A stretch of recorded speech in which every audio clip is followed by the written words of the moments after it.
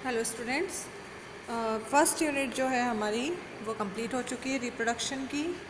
ठीक है, जिसमें हमने पूरा प्लांट रिप्रोडक्शन और ह्यूमन रिप्रोडक्शन पढ़ा था, वो अब कंप्लीट हो चुका है। तो आज हम स्टार्ट करें next unit genetics and evolution, और इसमें आज हम सबसे पहले स्टार्ट करेंगे चैप्टर नंबर 5, जो कि है principle of inheritance and variations. ठीक है, चैप्टर नंबर 5 स्टार्ट कर रहे हैं हम, principle of inheritance and variation. तो देखिए, जो रिप्रोडक्शन होता है, अभी हमने लास्ट यूनिट में यही पढ़ा है कि reproduction is the characteristics of living being. Through this process the characters of parents are transmitted into the offsprings, but it is not necessary that all the parental characters would be transmitted into offsprings. Thus, the characters which are transmitted from parents to offsprings are called hereditary characters.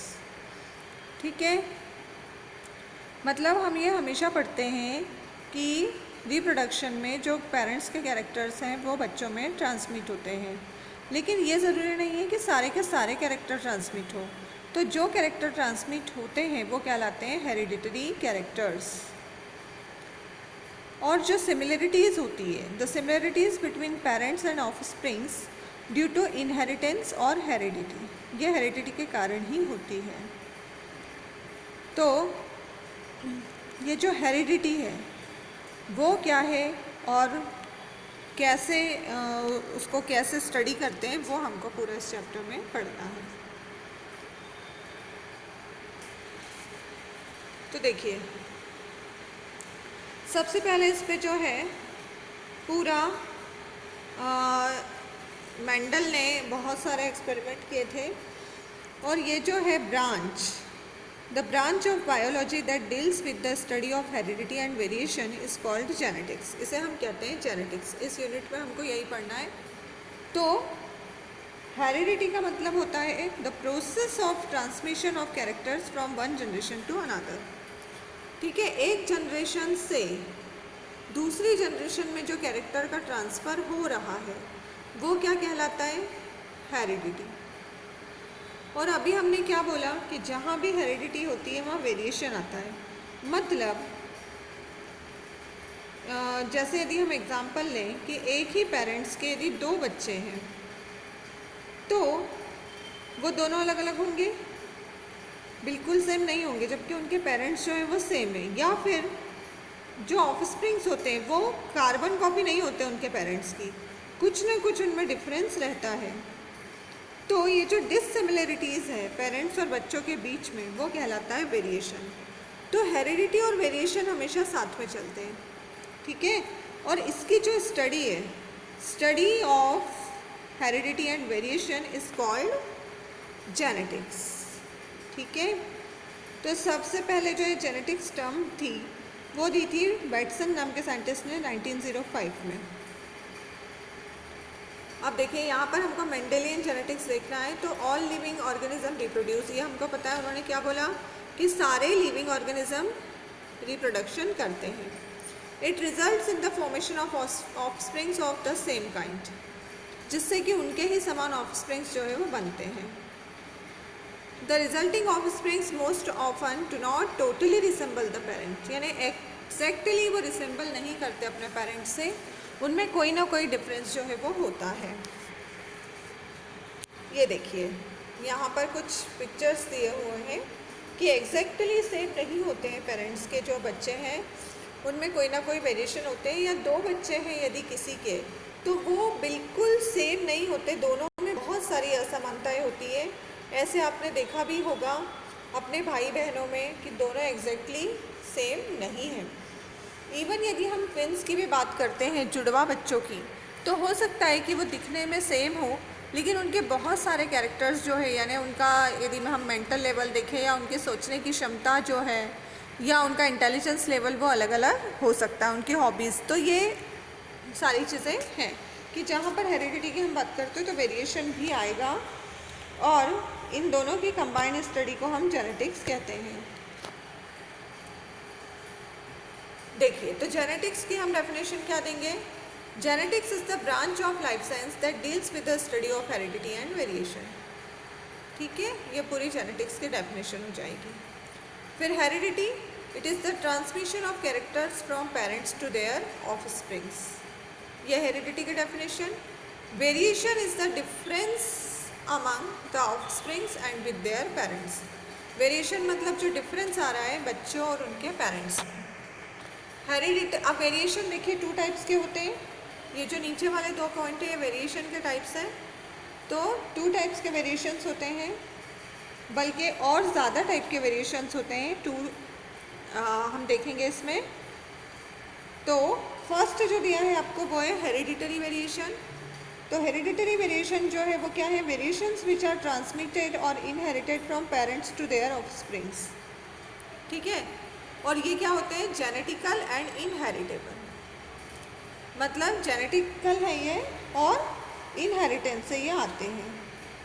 Such variations are not found only in the offsprings of different parent but also among the progenies of the same parent, ठीक है। यानी same parent की अलग अलग जो progenies है उनमें भी हमको ये वेरिएशन देखने को मिलते हैं। दूसरे हैं environmental variation, these are acquired and non heritable. ये क्या है, एक्वायर्ड है, मतलब हम खुद से एक्वायर करते हैं, और नॉन हेरिटेबल है ये, यानी इनहेरिट नहीं होते, ये जनरेशन से दूसरी जनरेशन में नहीं जाते। तो those variation which are due to environmental factor, that is food, temperature, light, water etcetera, are called environmental variations. These variations are always temporary and cannot be passed from generation to generation. On returning favorable environmental condition, these variations are automatically removed. मतलब जब favourable condition आती है तो ये variations जो है वो चले भी जाते हैं, और एक जनरेशन से दूसरी जनरेशन में ये नहीं पास होते। अब इसके बाद देखिए क्या दिया हुआ है, ग्रीगर John Mendel, father of genetics इन्हें कहा जाता है, और इन्होंने ही इस हेरिडिटी और वेरिएशन यानी जेनेटिक्स पे बहुत सारे अपने एक्सपेरिमेंट किए, बहुत ज़्यादा स्टडी की है, और इसीलिए इन्हें हम क्या कहते हैं, फादर ऑफ जेनेटिक्स। इनका बर्थ हुआ था 1822 में ऑस्ट्रिया में, ठीक है, 22 जुलाई 1822 में ऑस्ट्रिया में इनका बर्थ हुआ था। इनके फादर एक गार्डनर थे, और at the age of 20 Mendel graduate in philosophy and appointed as a priest of monastery at Brunn in Austria. तो ये देखिए ऑस्ट्रियन मॉन्क थे ये, 1822 से 1884 तक ये रहे थे। तो और फिर उसके बाद जो है hybridization experiment with pea plant, इनके जो फादर थे वो क्या थे, गार्डनर। तो इन्होंने अपने गार्डन में ही क्या किया था, एक्सपेरिमेंट किया था, किस पे, पी प्लांट्स पे, ठीक है। तो इनके ये पूरा जो हम एक्सपेरिमेंट है वो पढ़ेंगे। पब्लिश्ड इन, और उसका जो रिज़ल्ट था वो इन्होंने पब्लिश किया था, translation of the characters in the natural history of society of Brunn, और इसीलिए इन्हें फादर ऑफ जेनेटिक्स कहा जाता है, ठीक है। ये आपको याद रखना है कि फादर ऑफ जेनेटिक्स कौन है, मेंडल। आप मेंडल या पूरा नाम भी इनका लिख सकते हैं। अब देखिए मेंडल ने ये पूरा पुअर फैमिली में इनका बर्थ हुआ था ऑस्ट्रिया में। He suspend his school education due to poverty in the family, उन्होंने अपनी स्कूल एजुकेशन जो है वो छोड़ दी थी गरीबी के कारण। In 1843 he join a church as a monk, उन्होंने चर्च ज्वाइन कर लिया था। 1847 में became the head of monastery at Brunn Austria में, और अब जो है वो ब्रूनो को कहा जाता है ब्रूनो, यानी जो ब्रून था उसे अब क्या कहा जाता है, Brno. In 1851 he went to university of Vienna to study natural history and mathematics for 2 years, यानी वो 1851 में 2 साल के लिए पढ़ने गए थे नेचुरल हिस्ट्री और mathematics. After his return, he worked as a teacher in natural history and mathematics between 56 to 65. इतने साल उन्होंने एज अ टीचर वर्क किया था. During this period he design breeding experiment in the P plant. इसी दौरान उन्होंने जो P plant मटर के जो पौधे होते हैं उस पर अपने ब्रीडिंग एक्सपेरिमेंट किए थे. He carefully analyse the result, gave a mathematical interpretation. यानी इन्होंने पूरा प्रॉपर उसका रिजल्ट देखा और उसको मैथमेटिकल इंटरप्रिटेशन दिया. In 1865 he published his result translation of character in natural history of society of Brunn. 1865 में इन्होंने इस रिजल्ट को पूरा पब्लिश किया था. ठीक है, तो ये सारा इनका काम है. In 1900 that Mendel's works were rediscovered by 3 scientists independently. अब देखिए उनकी तो डेथ हो गई थी मेंडल की, है ना, 1884 में. और उसके बाद 1900 में 3 अलग साइंटिस्ट ने उनके मेंडल के जो वर्क था उसको रीडिस्कवर किया. कौन कौन थे ये देखिए, और अलग अलग ने, यानी इंडिविजुअली अलग अलग जगह पे. यूजो डी बेरिस हॉलैंड में, फिर फ्रांस कॉरेंस ने जर्मनी में, और एरिक शेमार्क ने ऑस्ट्रिया में. ठीक है, इन्होंने उनके काम को रीडिस्कवर किया, फिर से पूरा स्टडी किया. और Mendel is regarded as father of classical genetics. अब देखिए मेंडल ने अपने एक्सपेरिमेंट के लिए क्या लिया था, पी प्लांट. तो ये देखने से पहले देखिए हम देखते हैं कि why Mendel's work remained unnoticed for 35 years. नहीं, इतने सालों तक मेंडल का जो काम है वह अननोटिस्ड क्यों रहा. तो उसके देखिए क्या रीज़न थे कि Mendel's idea of heredity and variation were ahead of this time. His work was published in a local relatively unfamiliar journal. मतलब लोकल उसमें छपा था इनका काम, और उसके सर्कुलेशन लिमिटेड थे तो कोई उसको नोटिस नहीं कर पाया. Calculations done by Mendel were very complicated. बहुत कॉम्प्लिकेटेड उन्होंने कैलकुलेशन किया था. He was neither a scientist nor a member of any great university. ना तो वो साइंटिस्ट थे और ना ही कोई यूनिवर्सिटी के मेंबर थे. तो वो प्रीस्ट थे और टीचर थे, तो इसलिए उनको ज़्यादा फेवर नहीं मिला. फिर Darwin published his book origin of species in 1859. Darwin ने जब अपनी बुक पब्लिश की, which arose a lot of discussion and controversy, and most of the scientists all over the world were attracted by origin of species.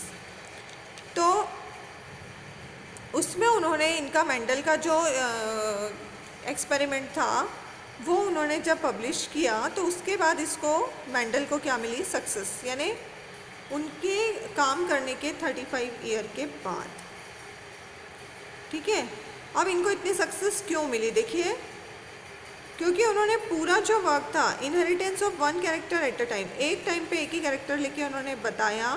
और जो इनकी method थी study की different from her प्रीडेसेसर्स, मतलब दूसरे जो साइंटिस्ट थे उनसे बहुत अलग थी. और इन्होंने F2 F3 जनरेशन तक जाके काम किया है, मतलब 1 generation 2 generation 3 generation. Crossing was done between the parents of pure breed और प्योर लाइन. क्रॉसिंग किसके बीच कराया इन्होंने, प्योर ब्रीड के बीच में. फिर उसके बाद foresight, mathematical background, scientific approach and course of luck, ये सारी चीज़ें मिलके उनको बहुत ज़्यादा सक्सेस मिली. अब इन्होंने मेंडल ने केवल पी प्लांट को क्यों चुना, इन्होंने देखिए क्या लिखा है, 7 पेयर ऑफ कंट्रास्टिंग कैरेक्टर. किसके लिए इन्होंने, P plant.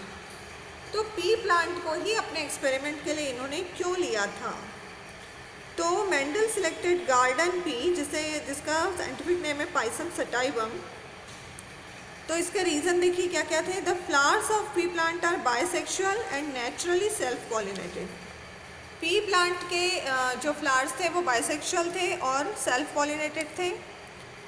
It is an annual plant, annual plant था, शॉर्ट लाइफ साइकिल थी इसकी. So it possible to study several generation within short duration. ज़्यादा जनरेशन देख पाएंगे भाई, एक जनरेशन के बाद दूसरी देखनी है, तीसरी देखनी है, चौथी देखनी है, तो शॉर्ट लाइफ साइकिल होगा तभी देख पाएंगे. तो इसलिए इन्होंने ये प्लांट लिया. The structure of the corolla of the flower is such that the sex organ remain well protected and beyond the reach of foreign pollen. मतलब जो कोरोला था वो ऐसा था कि जो सेक्स ऑर्गन्स थे वो वेल प्रोटेक्टेड थे और सेल्फ पॉलिनेशन ही उसमें हो पा रहा था. Easy to cross because pollen from one plant can be introduced to the stigma of another plant by removing anther. यदि हम एंथर को रिमूव करके क्रॉस पॉलिनेशन भी कराना चाहें तो वो इजीली इसमें हो सकता था. Because of self fertilization plants are homozygous. Self fertilization के कारण प्लांट्स कैसे थे? होमोजाइगस थे और इसीलिए इससे प्योर लाइन मिलना क्या था? ईजी था बहुत सारी जनरेशन तक. Pea plants are easy to cultivate and large number of offsprings are produced in each progeny.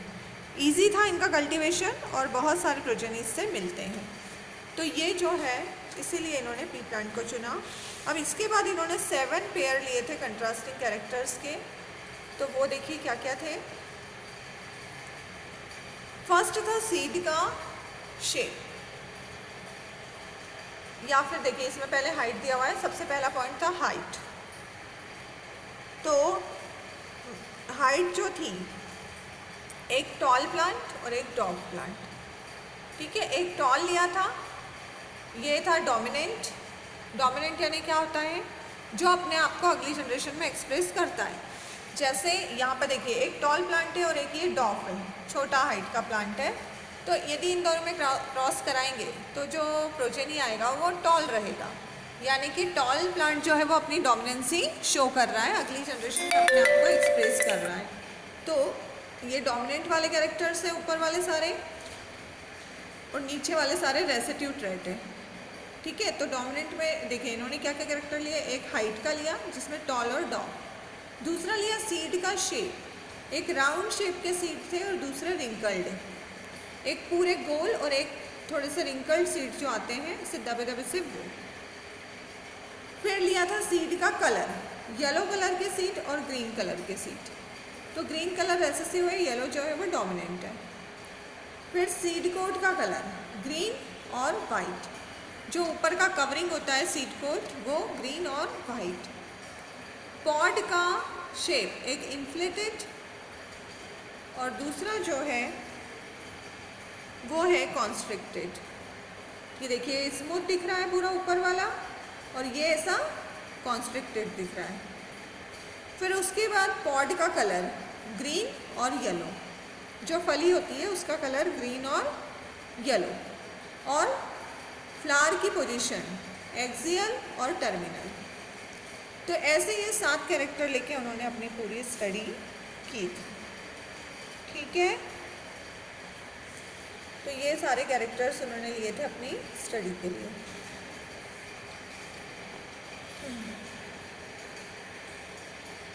ये देखिए, अब देखिए जैसे हमने बोला कि टॉल जो है वो डोमिनेंट है और शॉर्ट वाला जो है रेसेसिव. तो ये पेरेंट है. ये देखिए ये पेरेंट प्लांट्स हैं, ये टॉल और ये डॉग. तो टॉलनेस के लिए उन्होंने क्या टर्म यूज़ की? टी. टॉलनेस यानी कैपिटल, और शॉर्टनेस के लिए उसी का स्मॉल टी. तो इनके जो गैमेट्स बने, गैमेट्स हमेशा क्या बनते हैं? आधे. तो देखिए यहाँ हमने 2 लिया है टॉलनेस के लिए कैपिटल टी, तो उसका गैमेट बनेगा टी. और स्मॉल के लिए स्मॉल टी तो उसका गैमेट बनेगा टी. फिर इन दोनों का जब क्रॉस होगा तो एक कैपिटल टी और एक स्मॉल टी ये बना. ये पूरा प्लांट बना. लेकिन ये कैसा रहेगा? इसमें दोनों गैमेट्स हैं, कैपिटल भी और स्मॉल भी, लेकिन ये बनेगा कैसा? टॉल. ठीक है, टॉल क्यों बनेगा? क्योंकि जो कैपिटल टी है वो क्या है? डोमिनेंट है, तो वो अपनी डोमिनेंसी शो कर रहा है. ये देखिए ये बना. अब यदि ये F1 जनरेशन है, F1 यानी फर्स्ट जनरेशन, फेलियल 1, तो फर्स्ट जनरेशन है ये. और इनके बीच में यदि हम क्रॉस कराते हैं, यानी सेल्फ पॉलिनेशन हो रहा है, जो बना है वो सेल्फ पॉलिनेशन कर रहा है, तो ये टी और ये टी. तो अब क्या बनेगा? देखिए एक कैपिटल टी और इस कैपिटल टी से जुड़ेगा, ये कैपिटल टी स्मॉल टी से जुड़ेगा, फिर ये स्मॉल टी कैपिटल टी से और ये स्मॉल टी से। मतलब देखिए लास्ट में क्या आएगा रिजल्ट हमारे पास, एक कैपिटल टी, एक कैपिटल टी स्मॉल टी, एक कैपिटल टी स्मॉल टी और एक स्मॉल टी। ये 4 बनेंगे। ये प्योरली टॉल है, ठीक है, यानी दोनों गैमेट्स इसमें टॉलनेस के हैं, इसमें एक टॉलनेस एक शॉर्टनेस का, लेकिन ये दिखने में टॉल ही रहेगा, ये भी टॉल ही रहेगा, और इसमें दोनों शॉर्टनेस के हैं तो ये क्या रहेगा, शॉर्ट। मतलब जो रेशो आएगा टॉलनेस और शॉर्टनेस का वो क्या आएगा, 3:1। ठीक है, ये देखिए ये पूरा टॉल बनेगा, ये भी टॉल बनेगा, ये भी टॉल बनेगा और ये शॉर्ट बनेगा। ये F2 जनरेशन है। F1 में तो सारे प्लांट हमको टॉल ही मिले थे, F2 में जो है वो 3 टॉल और एक क्या बनेगा, शॉर्ट। तो ऐसे ही इन्होंने अपने पूरे एक्सपेरिमेंट, या तो हमने केवल हाइट का कैरेक्टर लिया है और भी दूसरा कैरेक्टर लेके उन्होंने अपने जो है एक्सपेरिमेंट किए थे, और ऐसे उन्होंने पूरा जेनेटिक्स जो है वो समझाया है, तो वो हम पूरा देखेंगे। तो आज के लिए इतना ही, इसका जो इंट्रोडक्शन था वो आपको दे दिया है, एक आपको पूरा ये क्लियर कर दिया है। अब नेक्स्ट में हम देखेंगे कि कैसे उन्होंने अपने, उससे पहले हमको कुछ टर्मिनोलॉजी पढ़नी पड़ेगी, तो वो हम नेक्स्ट लेक्चर में देखेंगे। Thank you. ठीक है बच्चों, आपको ये पूरा समझ में आ गया होगा। देखिए यहाँ पर डेफिनेशंस जो है वो आपको अच्छे से कर लेना है। जेनेटिक्स किसे कहते हैं, हेरिडिटी क्या होता है, वेरिएशन क्या होता है, फादर ऑफ जेनेटिक्स कौन है, उन्होंने अपना वर्क कैसे स्टार्ट किया, सक्सेस उनको क्यों नहीं मिली, इतने सालों बाद क्यों मिली, और फिर मिली तो इतनी ज़्यादा सक्सेस कि उन्हें हम फादर ऑफ जेनेटिक्स के नाम से ही अब जानते हैं मेंडल को, और पी प्लांट ही उन्होंने अपने एक्सपेरिमेंट के लिए क्यों चुना। ये भी एक क्वेश्चन बनता है कि why Mendel choose only pea plants for their experiments. Okay, तो ये सारे, और ये 7 कंट्रास्टिंग कैरेक्टर्स जो हैं कि उन्होंने अपने 7 कैरेक्टर्स लेके और पूरे एक्सपेरिमेंट जो है इन्हीं पे किए थे। ठीक है, थैंक यू।